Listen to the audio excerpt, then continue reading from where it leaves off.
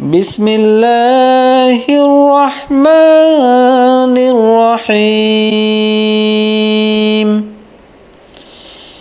ইযা জাআ নাসরুল্লাহি ওয়াল ফাth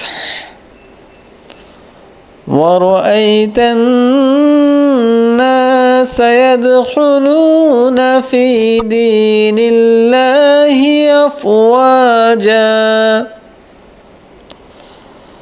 فسبح بحمد ربك واستغفره إنه كان توابا। পরম করুণাময় অসীম দয়ালু আল্লাহর নামে শুরু করছি।